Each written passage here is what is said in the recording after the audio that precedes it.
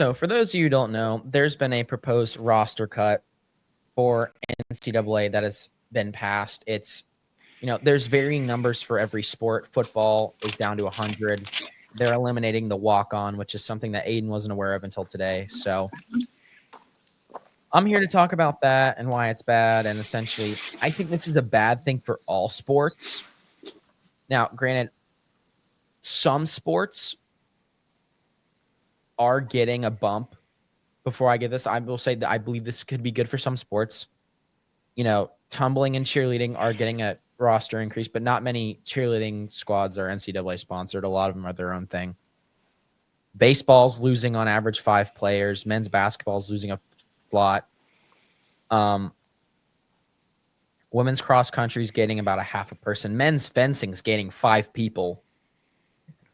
Everyone who watches that. Men's golf's losing a golfer. Men's gymnastics losing a spot. Women's gymnastics losing a spot. Ice hockey for men's and women's is losing on average 2 people. This is just kind of going to uproot a lot. This current graph says that men's swimming and diving is going to gain a spot and women's swimming and diving is losing a spot on average, which is true, but I'd like to go into some nuance here. So, for those who don't know, the proposed original roster cuts for swimming was 20. The swimming world pushed back and was like, hell no, rightfully so. Like, with how many events you're asked to do in college swimming already on a roster of 35, you're doing about 3 to 4.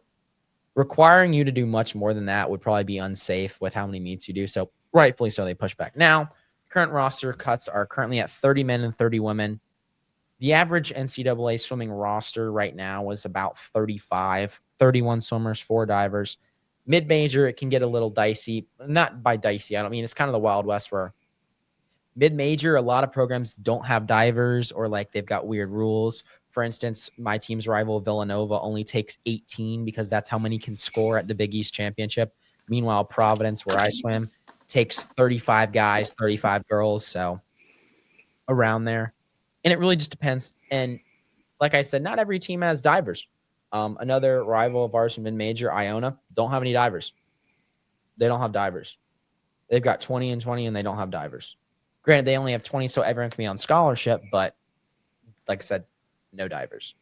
But I'm here to talk about kind of the trickle down and what this is going to harm. So you may be saying, Gareth, on average, you said that there's 35 swimmers. It's now being cut to 30. Like, that's only 5 people. That's only 5 people. Yeah, but let me put this in perspective. There are 143 men's Division I swim teams. There's 200 women's. Let's do some math here. Let's do 5 times 143. That's 715 displaced male swimmers. Let's do female. 200 times 5. That's 1,000 displaced female swimmers. That is overall, at minimum, best case scenario, 1,700 displaced swimmers because of this NIL. This is essentially boils down, this was caused by NIL and like roster and spending and stuff like that. That's best case scenario, 1,700 displaced. Now, what do you mean? You're probably saying, what do you mean by best case scenario? Best case scenario is, I've talked to Aiden about this before. There's a lot of discrepancy in like differences in roster size when it comes to NCAA swimming. The massive Power 5 teams sometimes have more than 35. NC State, they have a lot. They, I think, almost have double. Texas has almost double. UNC has almost double. So when I say best case scenario, that's not even accounting for those teams that are outliers. That's an extra like 30 swimmers that are displaced from Power 5 programs. So we're probably looking at close to like 1,000 men's swimmers displaced at the Division I level and about 1,300 women. Where do they go, you may ask? It's going to trickle down.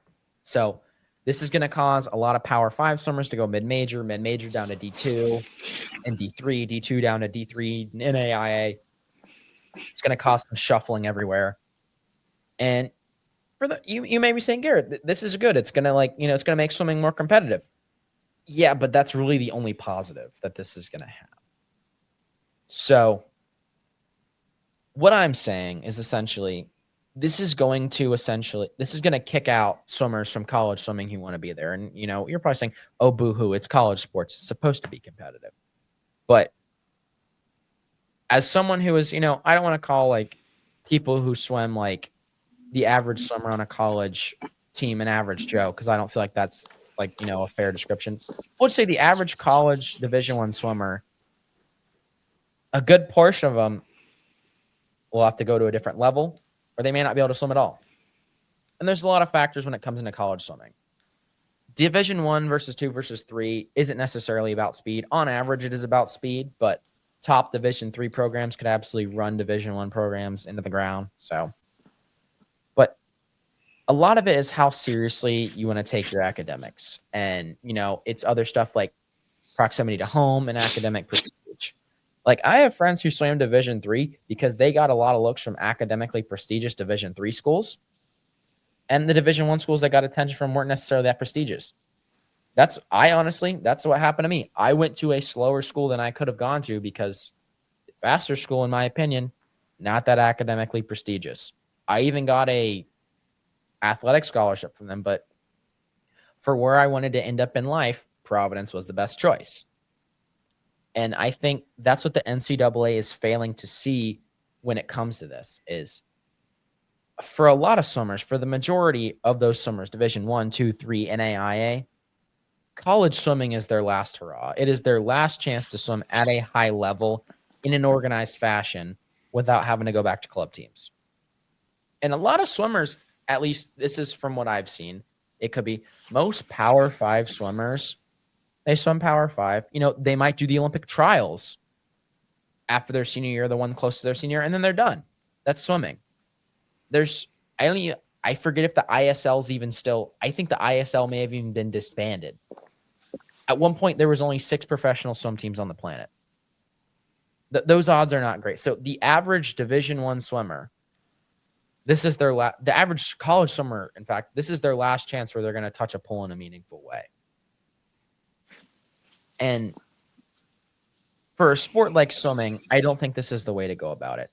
I love that swimming is becoming more popular. It's getting the attention it needs. And I do think, stiffening the competition could drive it forward and make it more marketable, but I honestly don't think that.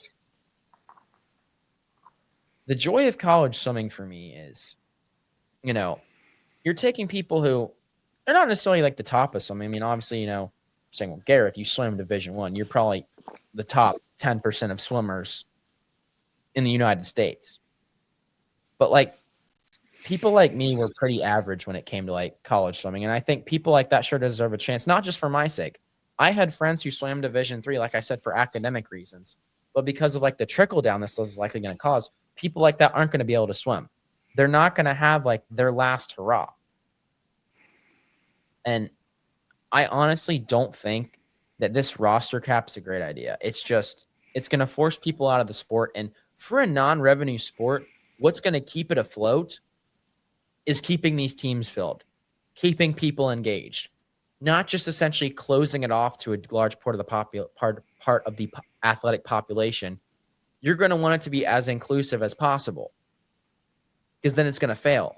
Swim teams around the world, or not around the world, around the U.S. collegiately have been struggling COVID and post-COVID.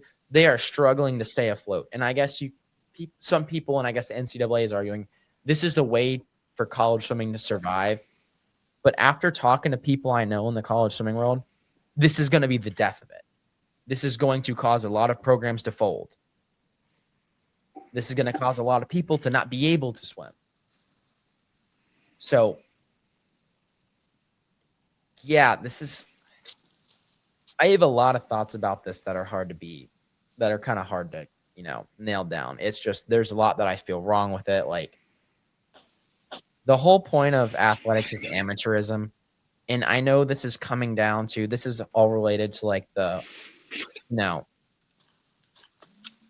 roster caps being in place because of, schools are now allowed to pay athletes directly. They're allowed to pay each athlete as much as $20 million. And this is essentially a direct result of this. And I don't agree with it. And this isn't even the worst it's going to get. So the NCAA, like I said initially, it was a roster cap of 22. Roster cap of 22. And like I said, major pushback, great. There's one conference, one swimming conference that is still holding on and taking the NCAA's side. It's of 22. It's the SEC. The SEC has gone ahead and, for once, the SEC is like, being the bootlicker of the NCAA for once. They said they're going to go ahead and limit their men's rosters to 22. Just in case for next year. Men's rosters at 22, they're going to keep women's at 30. So they're kind of agreeing with the NCAA, but they're not at the same time because they didn't limit the women's to 22. So, and no shade, I think they need to keep that women's team at 30 for as long as they can. I think they need to stick it to the NCAA there. Just, I'm not a big fan of these roster cuts. Like, the whole point of college athletics is, yeah, it's elite performance, but it's amateurism. This doesn't feel like amateurism cutting down on these spots to bend the knee to NIL. That's not amateurism. And I get, you've got, the people on social media going, that's not the way college sports is going. And college sports is just basically semi-pro at this point. Okay, and it shouldn't be like that. This is stupid. I'm sorry. You should not be essentially displacing over almost 2,000 athletes. If you're doing something that affects that much of a portion of a sport, that's just one sport. If you're affecting that many people by making essentially a change to increase your profit and it's affecting that many people, don't do it. Charlie Baker, for those who know, NCAA president. Dude's been smoking crack lately with the decisions he's been coming out with. I'm sorry. I'm no longer an NCAA athlete, so I can speak my mind. I won't get hit with anything. Charlie Baker, what the fuck are you thinking? I get, NCAA, this was a democratic process. You're the president. At some point, put your foot down. Show a damn backbone. Come on, dude. Like, and I know I've hammered this point saying, oh, well, just like, if you don't want to get cut, work harder. It's not that simple. Like I said, swim is a non-resource intensive sport. There's not a lot of money involved. It's a non-revenue sport. Yes, money is coming into the sport with NIL and, personalities and being able to profit off your image. People are now being influencers or swim influencers. And I love that. It's bringing attention to swimming that I think it's deserved for the longest time. It's not just people, everyone all of a sudden remembers, like, decides to become a swimming expert around the Olympics. And I don't mean that in a sarcastic way. I mean, everyone decides to learn everything about swimming around the Olympics because Olympic swimming's fun to watch. Even before I was a swimmer, it was enjoyable. I was like, I thought this would be boring to watch. This is like thrilling. Now people are getting invested in college swimming. Like, something where it used to be behind like a pay-per-view paywall or was on like ESPN 10. You can find it on mainstream media now. And I love that. But the drawbacks of this about people trying to capitalize off this, and I'm not saying I don't want athletes capitalizing off NIL, but I think at a certain point it becomes an issue. NIL for me has always been, oh, you can take a brand deal. Oh, I'll use an example of someone I know in the swimming world. Owen Lloyd, fastest distance swimmer in the ACC, swam in my level at States when I swam in high school. Swims for NC State, current reigning champion in the 500 and the mile. Owen Lloyd, you want an NIL deal with Powerade? Perfect. You can do that. You want to make money off of being an influencer and posting about, like, your distance workouts with NC State?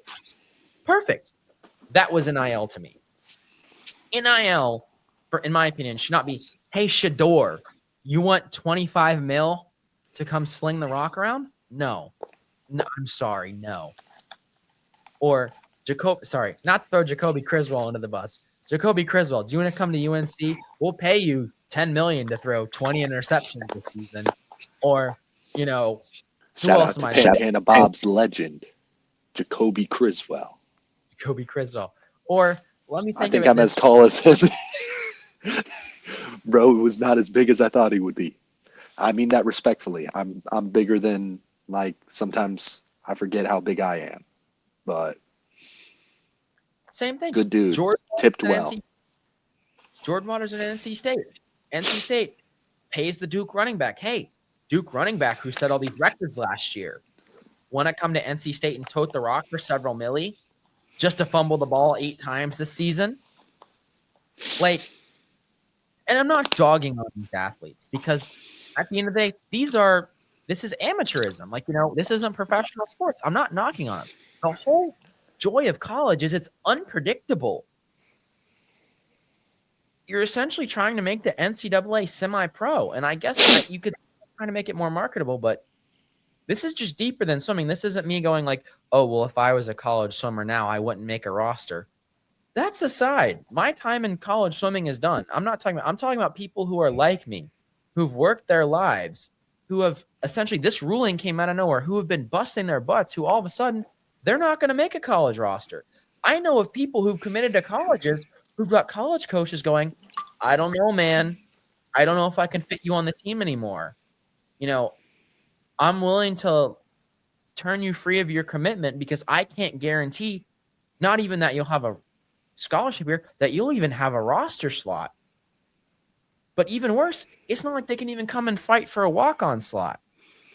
Some of my friends who, in college swimming, walk-ons were kind of, in any sport, walk-ons are the lifeblood. I had some of my best friends on Providence were people who maybe they weren't necessarily fast enough in the recruiting sense, but they told the coach, hey, I'm coming to Providence anyway, and I'm going to prove to you I can be on this team.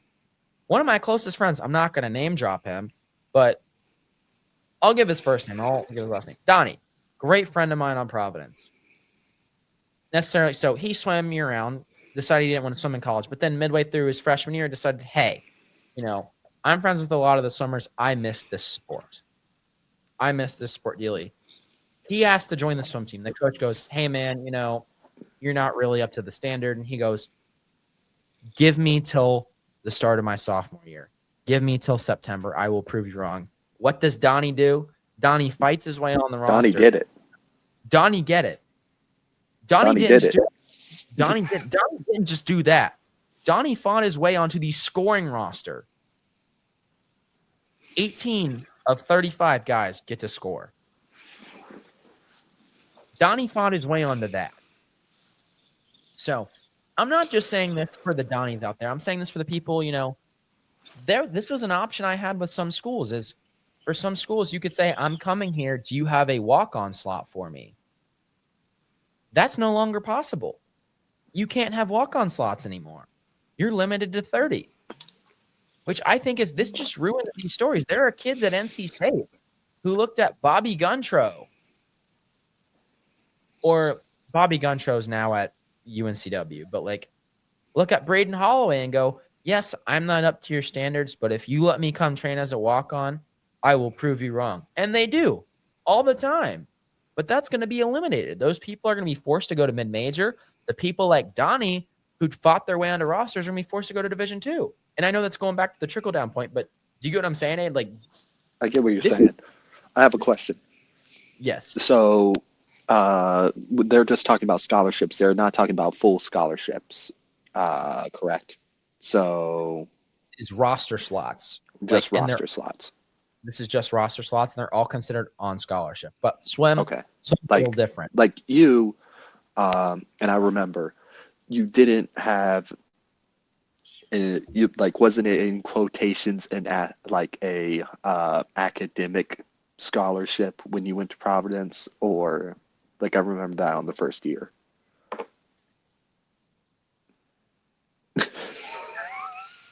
So I've been trying to ascertain that and try and figure out, because I Googled the scholarship or searched in Providence databases. I'm the only one I've been able to find that got that scholarship, and it was named after some former friar who worked on campus. So essentially what I was in college swimming, because there's not a lot of money, you can be on scholarship, but you're what's called a preferred walk-on, that's where Aiden was talking about the academic scholarships come Okay, in. okay. Wait, with this is preferred walk-ons still allowed? Because I know in football, preferred walk-ons are like also a lifeblood. Like I had a neighbor who was a preferred walk-on to NC State, um, and like, do preferred walk-ons still count in this? It's just like scholarship.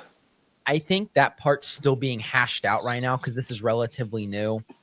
Because Because that's what I'm there, trying to figure out here, and that's where my main qualm is, to kind of interject now.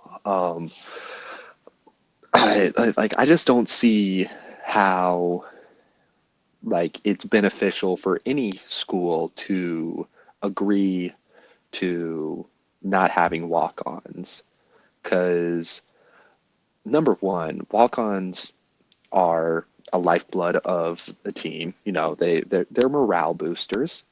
They usually help boost the team GPA, which is something that schools are trying to like brag about now.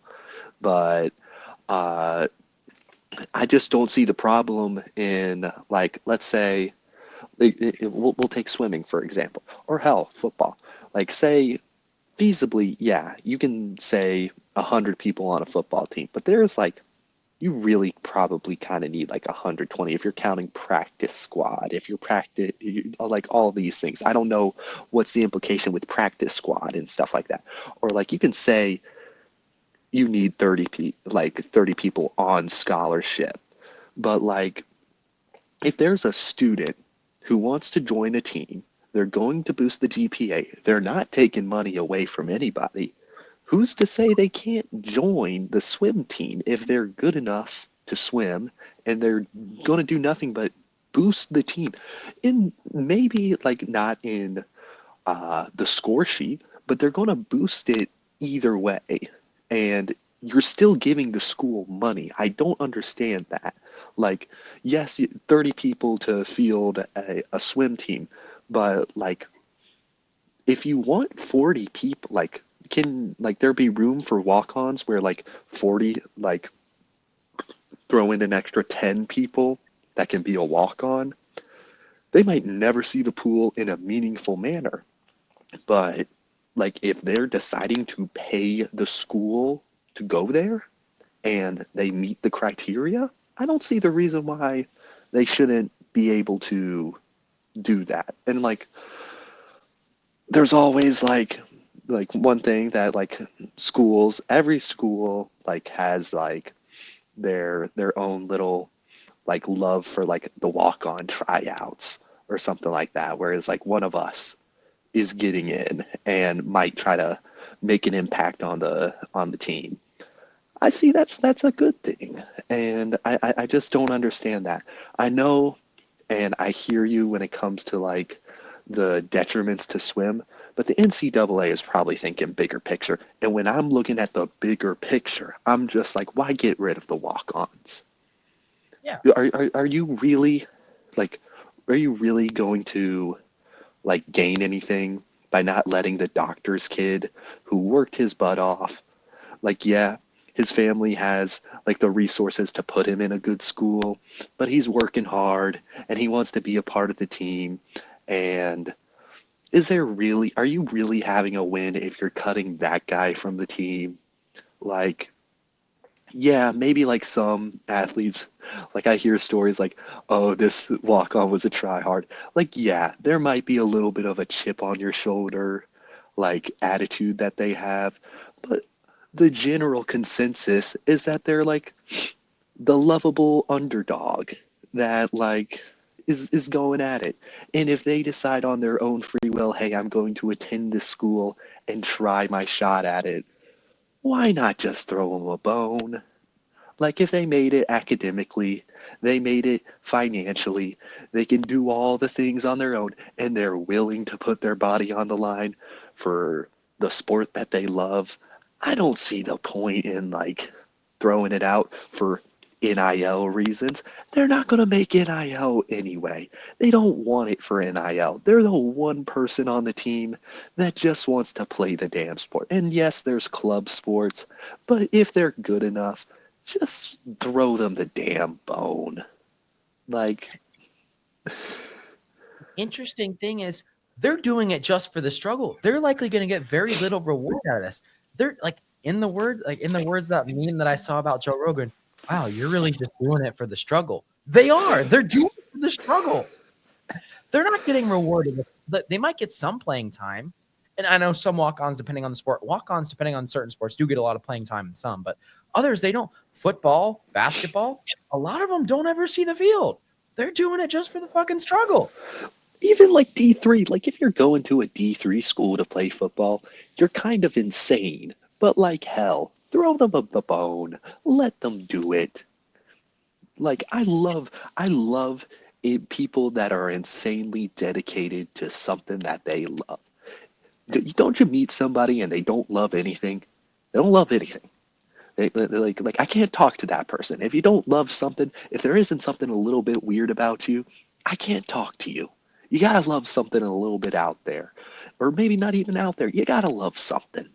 Give me something. Like give me something. These are my favorite type of people. Type of people that are like, I'm insane for freaking badminton, and I want to make the badminton team of UNC. Hell yeah, man.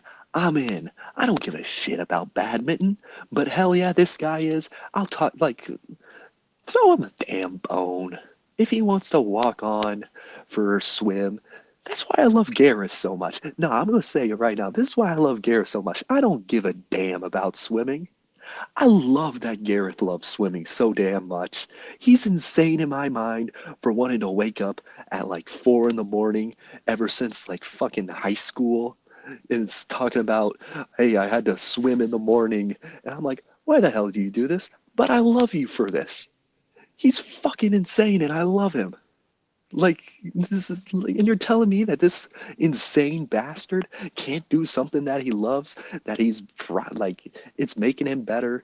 He's going to his like let Gareth made scholarship, but you're telling me that the kid that's fucking insane for swimming and loves it so much, maybe he's never going to make the Olympic team, but he just really wants to rep a school and do it, and like he wants to do it as a walk-on. That dude's insane. He's going to be getting up in the morning because for some reason swimmers have a fetish for swimming in the morning. You can't do it at night, apparently. Like they just really love swimming in the morning. I don't know. Maybe they're faster because of that. I don't know. But like you're telling me that he can't put himself through the torture that he wants to put himself to. That's I love these people. These are the best people in the world. That like these people that are insane for a craft that they love, because I relate to that when like I'm doing something that I'm insane for, and we bond over our just mutual insanity for just the weird stuff that makes us people. I don't know. That's my rant over. Love you, You Gareth. you brought up an interesting point that I actually forgot about. So a lot of these sports, these non-revenue sports, believe it or not, they're not actually non-revenue. And I think you were kind of getting at this. If there are these non-revenue sports where you are preferred walk-ons, we did the math at Providence because there was always the joke, oh, they're going to cut the swim team the next write-up we get. We did the math.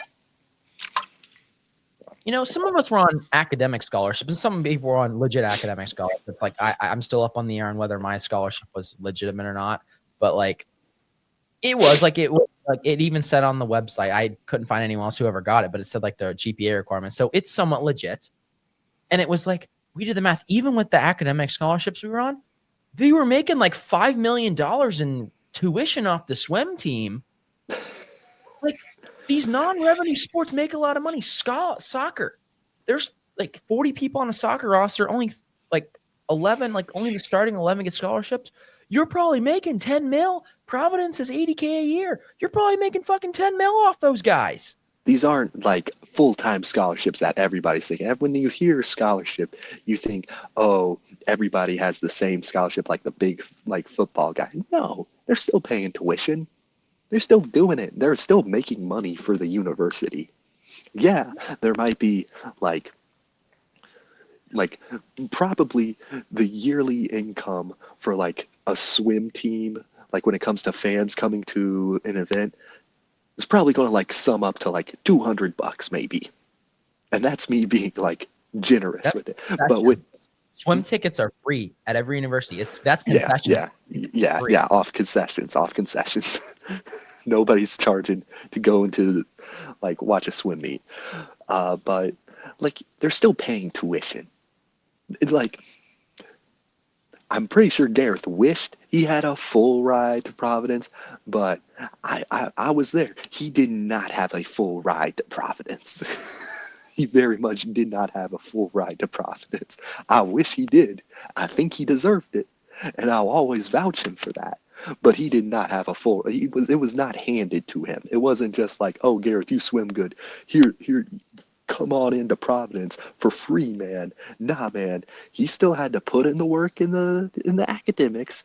His family still had to put in the work with the money, and they were giving money to that university, and that's how the university was making their money there. Gareth wouldn't have gone to Providence if there wasn't the opportunities for swim. That was but with that opportunity to swim and like, hey, we're going to cut the cost of tuition a little bit. They got a whole person that had no intention of going to Providence, and they just got his 4 years of tuition out of him. They're making money. That's a good business model. Mm-hmm. And to my last point with, these roster cuts, not just the walk-on, but, capping the rosters, I don't see why. And I disagree with capping in football, so I'm not throwing football under the bus here. These roster cuts are so, like I said, so each individual school can at least give their athletes a minimum of $20 million in NIL money. They don't have to, but that's the max. They are now. It is now legally allowed to pay each athlete at least that. But now each athlete $2 million. You said 20. Each athlete $20 million. And to afford this, like this is where the roster cuts are coming in. Swim 30, football 105, college baseball 35. My point is, why are you going to impose roster limits on non-revenue sports when their 90% chance are not the ones getting the majority of this money? The majority of the money is not going to be funneled towards them. I get football. You're going to have to downsize the roster to pay each of them their 20 mil. I get that. I don't think that's right. I don't think that means you need to get rid of the walk-on because of that. But I'm just saying, at the very least, why are you punishing non-revenue sports like cross-country, swimming, even to an extent men's and women's soccer, even though those are scholarship sports, those are low scholarship sports. Lacrosse. What else? Any basically non-revenue sport you can think of. Why are we punishing them by imposing roster limits when I don't even think that you need to cut football down to 105? The universities clearly have money. I think this is just universities in the NCAA trying to skimp out. But in my opinion, I don't think you should be punishing the non-revenue sports for something and for money that's just not going to go to them. Like, if the whole reason behind these roster cuts is so that, they can pay the football players and basketball players their back, great. Don't impose roster cuts on teams that aren't costing you money and aren't going to see that money ever again. That's just my thing. Don't essentially punish teams for existing. And I get NIL, chase your bag. I think college athletes should be able to profit. But like I said, that's, hey, Owen, do you want a Gatorade? Do you want to take a picture with this Gatorade and, get a free case of Gatorade a month? Or, do you want to get a free $250 Nike gift card a month for your NIL deal? Or do you want us to give you, $12,000 this year to post once a month saying how much you love this Nike product? That's NIL to me. Mm-hmm. NIL to me is not punishing non-revenue sports so you can pay football players 20 mil. Pay the football players what they're worth, but don't punish the revenue sports for it. That's just what I'll say for that. Yeah.